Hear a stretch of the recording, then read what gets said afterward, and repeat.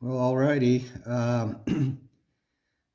I thought I would do a video of a dig that took place a little over 10 years ago, before I knew what a dig video looked like. uh, Back about this time in 2012, I dug a demolition site, um, over 2 dozen holes in about a month and a half. And out of those 2 dozen, I mean, every hole had something in it, but there were these 4 holes that really stick out in my mind, and I have most of the bottles still. This first one here was like a latrine. It was long and kind of narrow, and um, I dug up this half-pint flask sticking in the wall. Nice funky crude lip on it. Cunningham and Imsom CNI in the oval, and an early half-circle key mold, hinge mold. And I guess the lip finish is considered unusual for this particular flask. Nice double eagle, same on both sides. And right nearby, right almost next to it, was this beautiful bitters bottle, black glass, funky lip, applied crude lip, base embossed William McCulley and Company, W. McC, Pittsburgh, PA. Just a really crude base on that. I mean, and no embossing. I was so bummed. But anyway, that was one of the, I think that Double Eagle was the second historic flask I ever dug up. I dug up a scroll flask earlier, 2008, and so anyway, this one was the starter of things better to come, and I fondly remembered this one. There was a citrate of magnesia that had crashed through the shoulder of a really pontiled, old-looking ale bottle with a crown on the side of it, and a Tarrant Druggist bottle.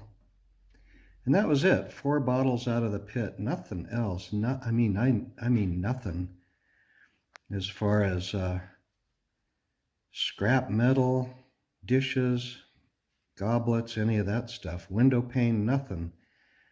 So my guess was it was a Civil War latrine, although the C&I would have been real late Civil War. I think they started in April of '65. So anyway, it was a fun, interesting pit.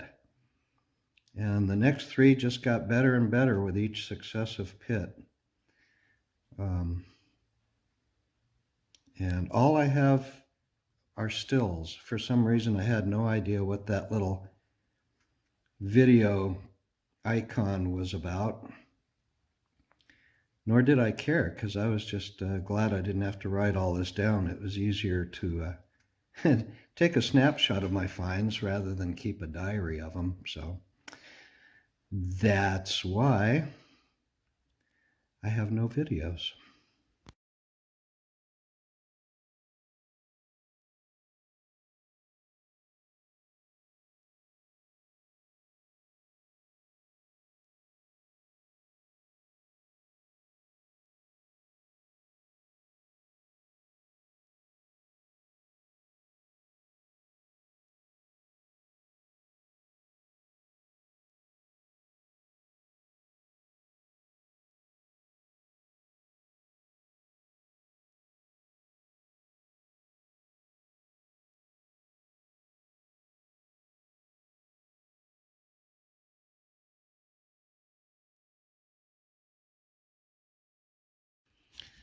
Alrighty, just a few days later, I think 2 or 3 days later, I showed up to the demo site, and of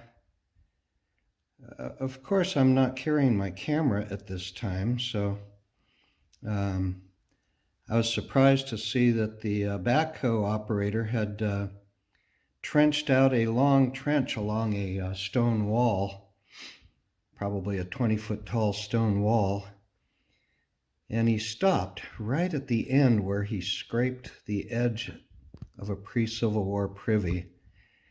And there were pontiled bottles just laying on the surface where the last scoop had been dumped. And I was shocked. I remember picking up a couple of bottles and realizing they were pontiled. I'm like, oh my God, where did this come from? And I look over the edge. Sure enough, there's the clear outline of a old wood liner. So I dove down in and started digging it from the bottom. He had actually clipped it from below the bottom of the privy and just barely nicked it, fortunately. And I don't think he broke anything with that last shovel load or bucket load. And so I'm digging at the bottom and letting things roll down, and all of a sudden I had a minor collapse, and this bitters bottle comes rolling down the hill at me with the cylinder right on its heels right behind it. And of course I dove in between them and stopped the cylinder from crashing into it. And when I picked it up, I could see it had this big, gnarly looking crack in it. I thought, at first I went, gosh, too bad, And but I thought it was still pretty cool, so I dusted it off, wiped it off. And I guess that's kind of when I realized it. Well, it looks like a crack, but there's something funny about it. The more I looked at it, the more I realized, wow, that's not a crack, but what the heck is it? And over time, I've had people suggest it was a blown mold, and they just smeared it after the bottle came out of the mold with a hot iron or something. Anyway, it's like the crudest Hofstetters I have ever dug up. I mean, I keep looking really, really hard to see if, see the pontil in there, but try as I might, I just can't convince myself it's pontiled. But it missed it by about a day and a half, I think. It's definitely a green one, but boy, oh boy, is it hard to see through. Oops, geez. And it's got the underlined R with the two dots under the underline. I've heard that that's a pretty early signature of the earliest embossed Hofstetters, but what do I know? I'm no Hofstetters expert. And this is the one that was hot on its trail, trying to catch up to it. I know they're common. Ow, geez. Let me try that again. But anyway, you just got to love the serif style embossing on these things and the crudity. Nice crude gloppy lip on that, and everything about them screams, pre-Civil War, even though neither of them are pontiled. Hard to get. I don't want to dink it again. The third time's a charm, right? But anyway, it was such a cool hole. I think more bottles were pontiled that came out of that hole than were smooth base. And a couple of my favorites, the azalene. Somebody said they're backwards S's. Sure, okay, I'll go with that. And the Glen bottles, those were supposedly bear's oil pomade for the hair. And Yeah, I still have probably 90% of the bottles that came out of this hole. And then the next hole, the next memorable hole is probably, if everything came out of that hole undamaged, yeah, it would have been a nearly $100,000 hole, and I'll show you that in just a minute.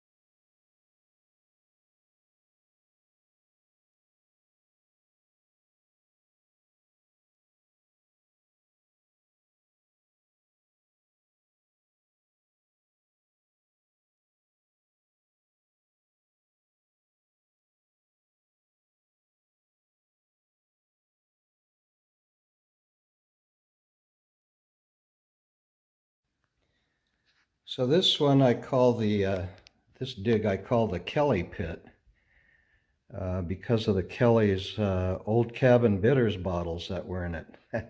Even though you don't see one of those here lined up, it's because there were 3 of them and they were all broken. The first 2 were yellow greenish, just heart-stopping heartbreakers, criers to the max. Just the amber one, the third one, was a bad enough crier as it was. I think the first bottle that I got out of the Kelly pit was this, first one to come out whole was this Union flask,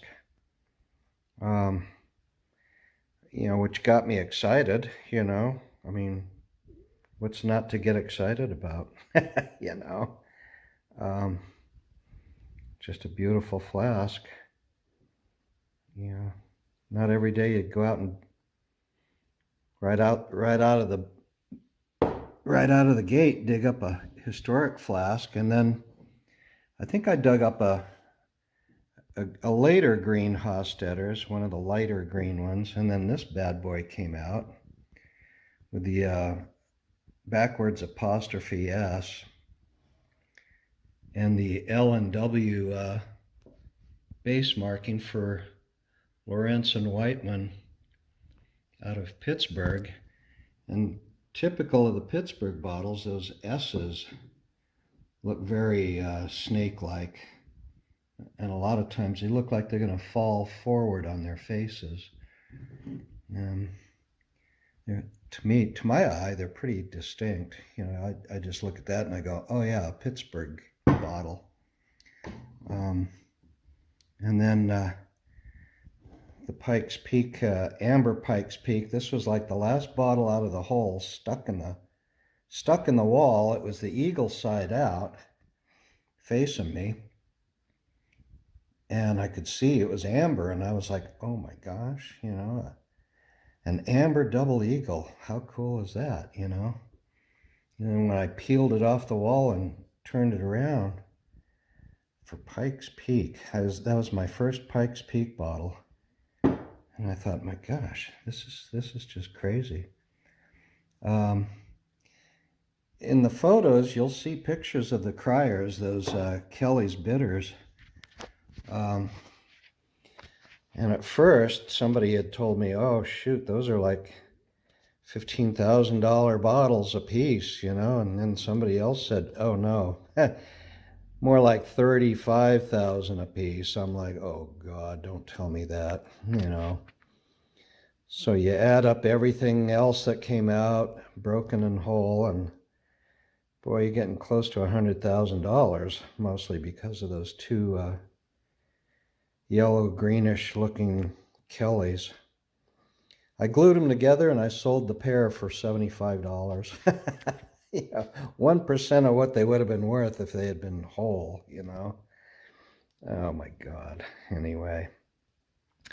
My dog Taz actually found this hole. I was digging in a cistern right next to the Kelly pit, and I had been stacking up these nothing slicks, along the wall of the cistern from the 90s.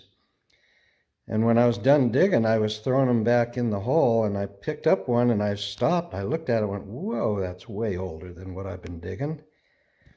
And Taz, the dog, was wagging her tail furiously, like, yeah, did I do good? And I looked at her and I went, did you dig this up? Sure as hell, she dug that thing up.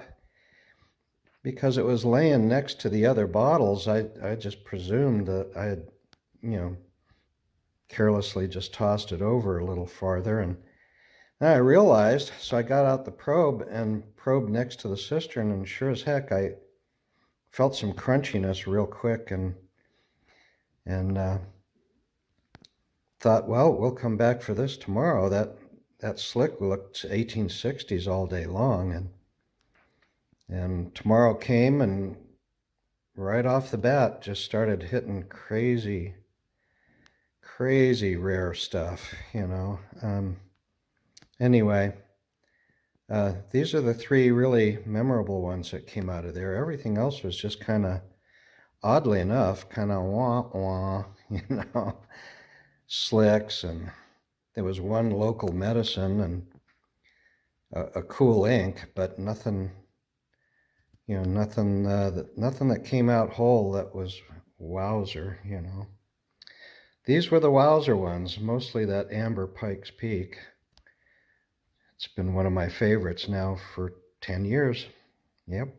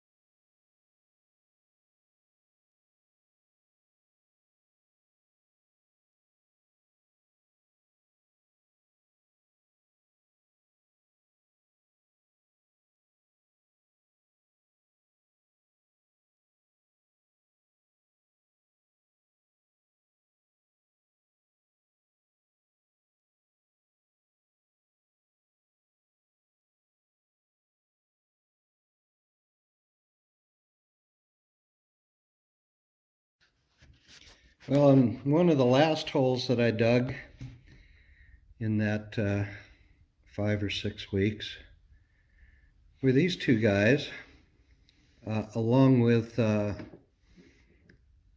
well, I'm guessing this snuff was a late throw, just because that base, that early funky half-circle key mold style base. Plus, it's actually got some fair amount of whittle in the glass. Dr. Marshall's snuff. I'd never dug a Marshall snuff bottle, even though they're common. And that lip is really not rolled. So it's after the rolled lip era. But almost all the bottles that came out of this hole were 70s and 80s. And the two obvious late throws, one of them was a busted Aqua Townsend sarsaparilla with an iron pontiled, and that was right next to the Wilcox cure that's also iron pontiled, and from the 1840s, it looks like, from all the information I could find on it. The best and most valuable bottle to this date that I've ever dug, and I kept it for 6 years and finally sold it for, put it that way. These two guys, you know, I can't really imagine anybody getting excited over a Castoria. You say Castoria and they go, oh yeah, well, let's go dig a handful of Listerines along with it, you know. But this is the only one of these I've ever dug up, patented May 12th, 68. Clear evidence Dr. Pitcher's was before Dr. Fletcher's. Sorry, Johnny. This one's older. Castoria. And, you know, the base style isn't all that impressive or oldish looking, but probably still a half circle key mold there. It's kind of harder one to define than some of the others, but still a cool bottle, you know. I mean, for those of us who love old medicine bottles, I mean, that's a funky old Castoria, you know. So anyway, the Wilcox hole, as I call it, that was, you know, just a stunner. It took me a while to hunt it down and find out, you know, how rare it was. And after a while, it almost became a curse. It's like, you know, as you can tell, I like handling my bottles. I like holding on, you know, sharing them with people. That one, I wouldn't share with anybody, allow them to hold it, and I wouldn't even hold it myself if I could avoid it, you know. And after a while, I wrote the story about it and all that blah, blah. I just decided, you know, it belongs in a better collection than mine, you know. That's kind of what it boiled down to. Plus, I'd kick myself if it fell off the shelf in an earthquake or bad weather, who knows what. Just sunny weather. I've had them crack in the windows before from temperature change, so there you go. The 4 best holes out of 25 I dug back in 2012. Yeah, that was a good year, indeed.